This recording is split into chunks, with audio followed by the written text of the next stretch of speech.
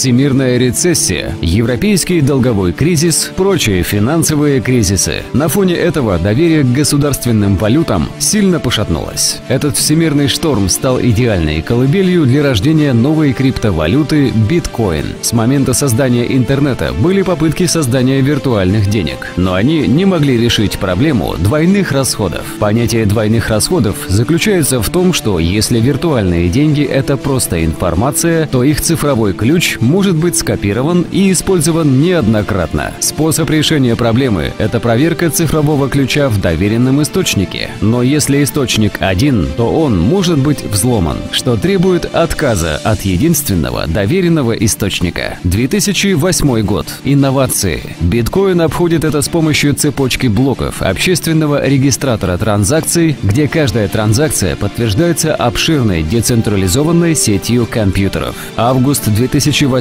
года. Bitcoin.org зарегистрирован. Октябрь 2008 года. Утвержден дизайн биткоин. Создателем биткоин является Сатоши Накамото. Скорее всего, псевдоним. Никто не знает, кто скрывается за этим псевдонимом, хотя существует много предположений. Известно лишь, что Сатоши Накамото в переводе с японского значит «ясно мыслящий внутри системы». Сатоши – неизвестный гений математики, хорошо разбирающийся в криптографии. Последние изменения в код Сатоши внес в середине 2010 года и после этого передал бразды правления Гэвину Андерсону, ведущему разработчику биткоин. Январь 2009 года. Сеть биткоин начинает работать с выпуском первого клиента биткоин с открытым исходным кодом и выдачей первых биткоин. Сатоши Накамото майнит первый блок биткоинов номиналом в 50 BTC. Он стал известен как Genesis блок. Успешно проводится первая транзакция от Сатоши Накамото к Халлу Финни. Октябрь 2009 года. Установлен курс $1 за 1.3903 BTC в качестве стандарта New Liberty Standard. 2010 год. Май. Первые биткоин проданы по курсу 1.30 BTC за $0.003. Ласло Ханич, программист из Флориды, совершил впервые в мире первый настоящий биткоин-перевод размером в 10 тысяч биткоинов за заказ 2 пиц. Июль 2010 года. Начала работу самая большая и известная биткоин-биржа MTGOX. Забавный факт. MTGOX была открыта для торговли карточками настольной игры Magic the Gathering.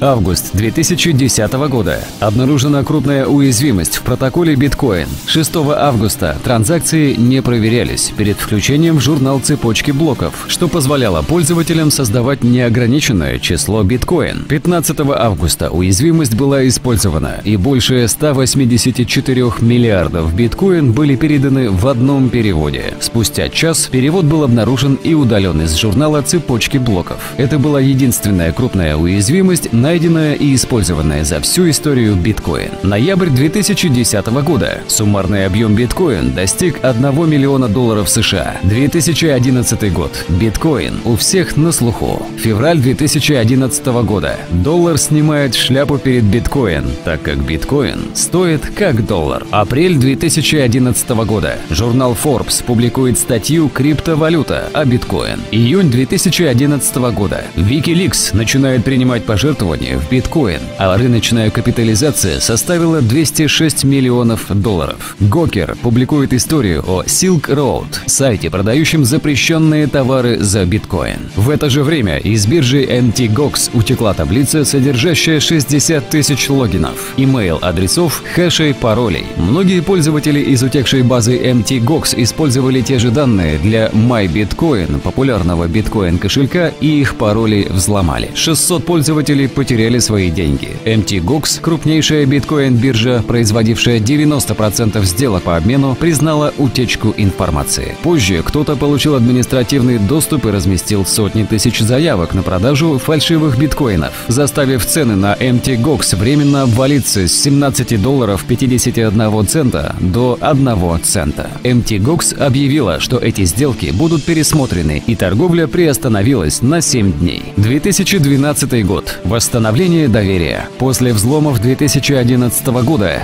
биткоин почти целый год восстанавливал доверие пользователей. За это время произошло несколько событий. Открыт первый биткоин-магазин. Первый музыкальный альбом продан за биткоин. Первая судебная тяжба из-за биткоин. Впервые впервые биткоин применен в качестве кредитного дефолтного свопа. Впервые о биткоин рассказывают в школе. Первая машина продана за биткоин. Первая больница принимает биткоин. Первое такси принимает биткоин. Первый крупный сайт стал принимать биткоин. Октябрь 2012 года. Европейский Центробанк теперь вынужден считаться с биткоин. По их словам, виртуальные валюты могут оказать негативное влияние на репутацию центральных банков, если их использование значительно возрастет. Этот риск следует учитывать при оценке общего положения рисков центральных банков. Ноябрь 2012 года. Биткоин празднует первый двойной день. Раз в 4 года награда за майнинг нового блока увеличивается в 2 раза. 2013 год. Многообещающее будущее. Февраль 2013 года. 1 биткоин стоит больше 1 унции серебра. Также биткоин начинает принимать социальный новостной сайт Reddit. Март 2013 года. Капитализация достигла $1 миллиарда.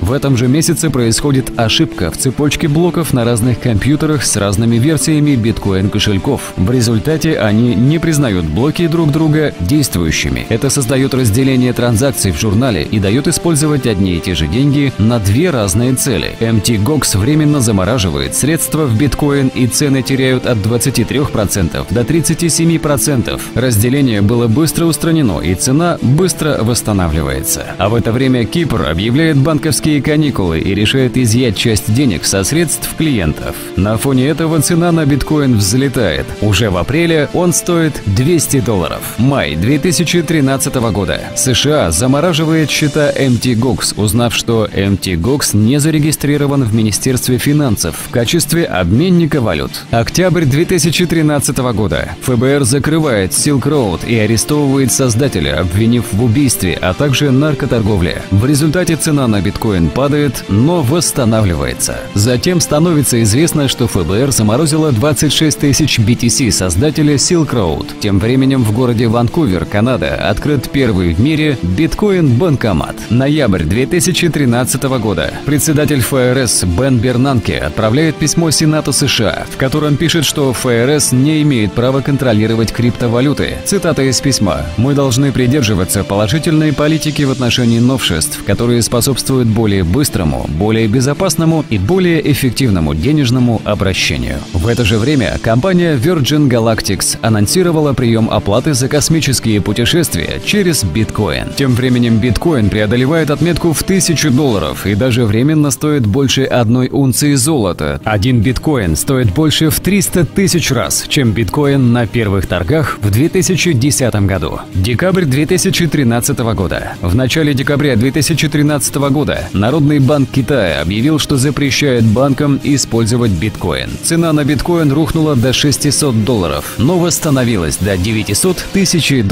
Несмотря на попытки некоторых государств, в том числе и России, пресечь распространение криптовалюты в связи с отсутствием контроля над ней и непониманием всех ее возможностей, а также несмотря на такие события, как приостановление работы биткоин-биржи mt.gox, капитализация криптовалюты неуклонно растет. Доверие к криптовалюте не падает. Ведущие компании, специализирующиеся в области торговли виртуальной валютой, заявили, что координируют свои усилия с целью распространения биткоин и не собираются отказываться от нее. За последние 5 лет биткоин прошел путь от эксперимента до полноценной валюты с рыночной капитализацией в миллиарды долларов. Пока будущее неизвестно, но бесспорно одно – биткоин продолжит разрушать представления людей о правительстве и деньгах.